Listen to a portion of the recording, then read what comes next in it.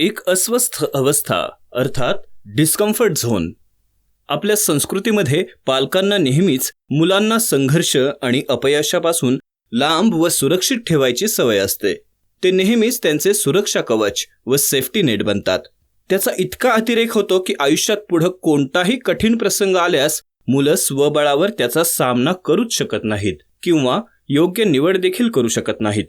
म्हणजेच त्यांना एका कम्फर्ट झोनमध्ये राहायची सवय होऊन जाते. परंतु या कम्फर्ट झोनची पुढे जाऊन खूप मोठी किंमत मोजावी लागते.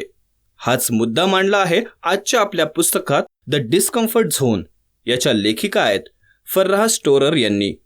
ही अस्वस्थता म्हणजे आधुनिक संस्कृती आपल्याला ज्या गोष्टींपासून दूर जायला शिकवते, परंतु हेच डिस्कम्फर्ट खरे तर यशाचे रहस्य आहे. करिअरच्या पीकवर असलेल्या पुरुष आणि स्त्रिया, अगदी सिलिकॉन व्हॅलीचे उद्योजक, सुवर्णपदक विजेते खेळाडू आणि पुरस्कार विजेते कलाकार यांचे उदाहरण वापरून स्टोरर हे स्पष्ट करते की कम्फर्ट झोनमधून बाहेर पडणे ही सृजनशीलतेची, निर्भय व यशस्वी जीवन जगण्याची गुरुकिल्ली आहे. तर श्रोते हो, श्रवणालय या यूट्यूब चॅनलवर मी चेतन आपल्या सगळ्यांचं मनपूर्वक स्वागत करतो. नेहमीप्रमाणे आपल्या यूट्यूब चॅनलवर मी घेऊन आलोय आपल्या दैनंदिन जीवनातल्या अडीअडचणींवर एका लेखिकेने दिलेल्या उपायांची गोष्ट. चला तर पाहूयात कसं आपल्याला आपल्या कम्फर्ट झोनच्या बाहेर येऊन डिस्कम्फर्ट झोनला आपली ताकद बनवता येईल. आपल्या कम्फर्ट झोनच्या बाहेर असलेल्या गोष्टींपासून दूर जाणे हा मानवी स्वभाव असला तरी आपल्या अस्वस्थतेच्या क्षेत्रात वेळ घालवूनच आपण आपला विकास करू शकतो, स्वतःला सुधारू शकतो आणि आपली पूर्ण क्षमता ओळखू शकतो. नवनवीन आव्हानांसाठी स्वतःला पुढे नेणे असो, कठीण अभिप्राय मागणे असो, प्रेझेंटेशन चोख पार पाडणे असो किंवा तुमच्या स्वप्नातली नोकरी मिळवणे असो, या पुस्तकात फर्राह स्टोरर हे दाखवते की अस्वस्थतेचे हे संक्षिप्त क्षण असे संबोधले गेलेले या क्षणातच तुम्ही स्वतःला प्रोत्साहित करून त्यातून पुढे ढकलणे आणि पुढे जाणे आवश्यक आहे. या डिस्कम्फर्ट झोनमधून बाहेर येण्यास लेखिकेनं आपल्याला काही उपाय दिलेले आहेत. चला तर मग पाहूयात काय उपाय आहेत ते. तर सर्वप्रथम आपली भीती दूर करून आपण आपली कामगिरी सुधारण्यासाठी त्याचा वापर करू शकतो. श्रोते हो, जरा आठवण्याचा प्रयत्न करा की याआधी तुम्ही महत्त्वाची परीक्षा किंवा पेपर कधी बरं दिला होतात. या पेपरला किंवा परीक्षेला बसण्यापूर्वी तुम्हाला कसं बरं वाटलं होतं? तुम्ही प्रत्येक प्रश्नाचं उत्तर देण्यास खरंच तयार होतात का? किंवा टेन्शनने तुमच्या पोटात दुखत होते का? का तुम्ही अशा कुठल्या काळजीत होतात की एखाद्या महत्त्वाच्या चॅप्टरचा अभ्यासच करायचा विसरलात? अशा काही अपरिहार्य अपयशाची कल्पना करत होतात का? आपण सर्व या अपेक्षित भीत्यांना वेगवेगळ्या पद्धतीने प्रतिसाद देतो. आपल्यापैकी काही जण धोकादायक परिस्थितीमुळे आपल्यात निर्माण झालेल्या ॲड्रेनालाईन हार्मोन्सच्या उसळण्याचा स्वीकार करतात, तर अनेक जण घाबरून जातात. ही भीती चक्कर येण्यापासून ते शौचालयात जाण्याची नितांत गरज असलेल्या सर्व प्रकारच्या शारीरिक प्रतिक्रियांना चालना देते. हे सर्व तुम्हाला खूप परिचित वाटत असल्यास काळजी करू नका. अशा प्रकारच्या आव्हानांना आपल्या शरीराने दिलेल्या प्रतिसादांची पुनर्व्याख्या कशी करायची हे शिकून स्वतःला बंधनांपासून मुक्ततेत बदलू शकाल आणि फायटर देखील बनू शकाल. अशा परिस्थितीचा सामना करताना भीती वाटणाऱ्या लोकांप्रमाणेच काही धाडसी लोकही असतात. त्यांच्या अंगात उत्साह शिरतो आणि त्यांच्यातील ॲड्रेनालाईन ग्रंथी ॲक्टिवेट होतात आणि ते घाबरण्यापेक्षा स्वतःला युद्ध करण्यासाठी तयार करतात. परिस्थितीशी दोन हात करतात. जसे ते लोक त्यांच्या यशाची कल्पना करतात, त्यांच्या मेंदूतील बक्षीस केंद्र ॲक्टिवेट होऊन त्याच्यातील भीती कमी करते. त्यामुळे त्यांच्या रक्तातील ऑक्सिजनची पातळी वाढते, ज्याच्यामुळे ते जलद व विश्वासार्ह निर्णय घेऊ शकतात. चांगली बातमी अशी आहे की आपण सर्वजण आव्हानात्मक स्थितीत येऊ शकतो आणि तणावाला सकारात्मक प्रतिसाद देऊ शकतो. असं करण्यासाठी तुम्ही किती यशस्वी कामगिरी कराल याची कल्पना करण्यासाठी तुमच्या पुढील मोठ्या कार्यक्रमापूर्वी वेळ काढा. उदाहरणच घ्यायचं झालं तर समजा तुम्हाला नोकरीची मुलाखत द्यायला जायचं आहे, तर तुम्ही इंटरव्ह्यूसाठी जाताना प्रभावी कपडे घातलेत अशी कल्पना करा. स्वतःला आत्मविश्वासाने तुमच्या इंटरव्ह्यूअरला अभिवादन करताना पहा आणि प्रत्येक प्रश्नाचे उत्तर शांतपणे आणि खणखणीत असल्याचे चित्र पहा. तुमच्या भेटीपूर्वी शक्य तितक्या या सरावाची पुनरावृत्ती करा. हे तुम्हाला नियंत्रणात ठेवून तुमची भीती दूर ठेवण्यास मदत करेल. दुसरा उपाय म्हणजे आपल्यासमोर येणारे अडथळे आपण कसे हाताळतो हे आपल्या यशाची पातळी ठरवते. अचानक येणाऱ्या अडथळ्यांनी भांबावून न जाता आपण कसे बाहेर पडू शकू यासाठी योग्य ते उपाय आणि मार्ग कोणता याचा चटकन विचार करून समोर आलेल्या अडचणीतून बाहेर येणं आवश्यक आहे. कारण आयुष्य आहे तर अडचणी तर येणारच. आज एक तर उद्या दुसरी. मग जे प्रसंग किंवा अडचणी आपल्यासमोर वारंवार येणार आहेत त्याला भिवून मागे हटण्यापेक्षा त्यांचा सामना करून त्याच्यातून योग्य मार्ग काढून जिंकून पुढे जाणंच योग्य ठरेल. उपाय तिसरा, अपयशासाठी देखील तयार राहा. जर आपल्याला खरोखरच यश मिळवायचं असेल तर आपण अपयशासाठी देखील खुलं असलं पाहिजे. यशाने खुश होणं नक्कीच शक्य असते, परंतु अपयशाने खचून जाणे आपल्याला मागे खेचते. यशाची ताकद आपल्यातला उत्साह वाढवते आणि आपल्याला आणखी पुढे जाण्यास ऊर्जा देते. ही आपल्या शरीराची नैसर्गिक क्रिया असते, कारण आपले संपूर्ण शरीर याच सिद्धांतावर काम करते. परंतु अपयशाने मागे खेचल्या जाणं हे देखील नैसर्गिक शारीरिक व मानसिक प्रतिक्रियाच आहे. ही प्रतिक्रिया देखील आपण स्वीकारलीच पाहिजे.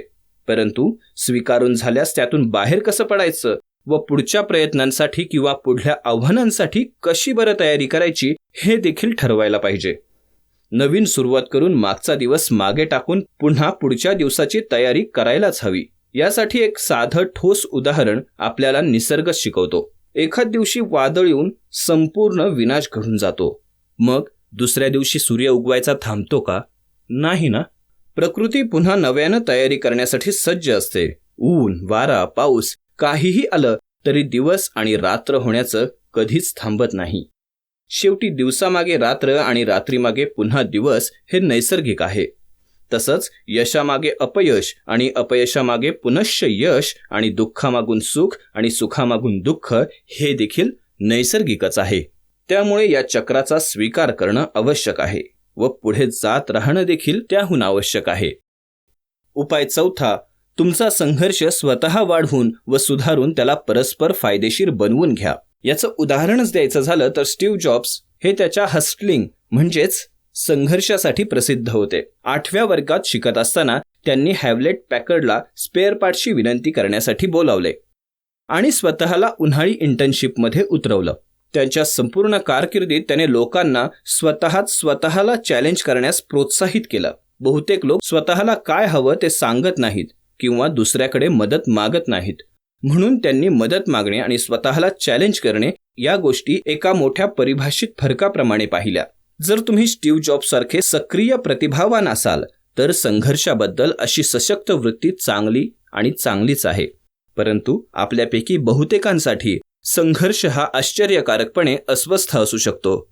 आपण कोणाकडे काही मागितल्यास आणि त्या बदल्यात काहीही देऊ न केल्यास इतर लोक काय विचार करतील याचीच आपल्याला सतत काळजी वाटत असते. ही काळजी झुगारून आपल्या यशप्राप्तीसाठी सुधारणा करत राहण्यासाठी इतरांकडून मदत मागण्यास कसलाही संकोच बाळगू नये. पुढचा आणि शेवटचा मुद्दा असा की कठीण परिस्थितीचा अनुभव घेतल्यानं आपल्याला अधिक सृजनशील बनण्यास मदत होते. याचं उत्तम उदाहरण म्हणजे स्टीव्हन स्पीलबर्गच्या एका ब्लॉकबस्टर थ्रिलर जॉर्ज या सर्वात लक्षणीय आणि प्रभावशाली पैलूंपैकी एक म्हणजे चित्रपटाचा केंद्रबिंदू असलेला हा भयंकर शार्क प्राणी. चित्रपटाच्या बहुतेक चालू वेळेत पडद्यावर दिसतच नाही. या प्रकारचा दृष्टिकोन ज्याने नंतरच्या वर्षात असंख्य हॉरर चित्रपटांना प्रेरणा दिली, परंतु यामागचं कारण काही वेगळंच होतं. या फिल्मच्या चित्रीकरणाच्या वेळेस एक यांत्रिकी शार्क ऑपरेट करणं खूपच अवघड होत चाललं होतं आणि शूटिंग सतत पुढे ढकलायला लागत होतं. त्यामुळे फिल्मचं बजेट देखील वाढत चाललेलं. यामुळे एका कार्यरत शार्क शिवाय स्पीलबर्ग यांनी चित्रपटाची दहशत आणि सस्पेन्स वाढवण्यासाठी म्हणून पर्यायी पद्धत शोधण्यासाठी भाग पाडण्यात आलं आणि त्यामुळे एका हॉरर टेक्निक फिल्मचा जन्म झाला. ती म्हणजे या शार्कला बहुतांश वेळी पाण्याखाली लपवणे आणि त्यातून न दिसणाऱ्या धोक्याची दहशत निर्माण करणे. जरी हा ग्रेट व्हाईट शार्क संपूर्ण चित्रपटात पाण्याखाली लपलेला असला तरी देखील स्पीलबर्ग यांनी सृजनशील कॅमेरा तंत्र आणि जॉन विल्यम्सचे साधे परंतु भयानक पार्श्वसंगीत वापरून सस्पेन्स तयार केला. चित्रपटाच्या सुरुवातीचा हा सीन सिनेमातील सर्वात प्रसिद्ध सीन आहे. उथळ पाण्यातून पोहणाऱ्या एखाद्या गोष्टीचा POV म्हणजेच पॉइंट ऑफ व्ह्यू शॉट, ज्यामध्ये एका बिनदिक्कत समुद्रकाठचा भाग दिसतो आणि एका स्त्रीला पाण्यात बसल्या बसल्या अचानक खाली खेचतो. हा दहशतीचा प्रकार स्थापित करतो जो चित्रपटाच्या उर्वरित भागावर वर्चस्व गाजवतो. समुद्राच्या खाली काय आहे याबद्दल एक रेंगाळणारी भीती, याचबरोबर समुद्रकिनारी जाणारे लोक तरीही त्याचा आनंद घेतच असतात. तर तांत्रिकी शार्क वागवण्यास अवघड झाल्यामुळे जन्माला आलेल्या या सोल्युशनमुळे पुढे जाऊन एका नवीन भयावह पद्धतीला जन्म दिला. तर हा प्रसंग सांगायचं कारण असं, जर आपल्या आयुष्यात देखील अशी कठीण परिस्थिती उद्भवली तर योग्य विचार करून आणि सहनशीलता ठेवून पुढे जायचा मार्ग शोधल्यास पुढील यश हे नक्कीच आपलं असतं.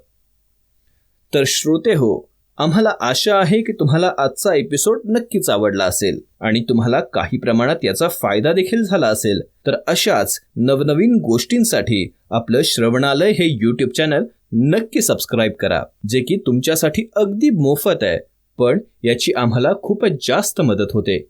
तर ऐकायला आणि पाहायला विसरू नकात तुमचं, आमचं, आपलं लाडकं चॅनल श्रवणालय, जिथे वाचक होतात श्रोते.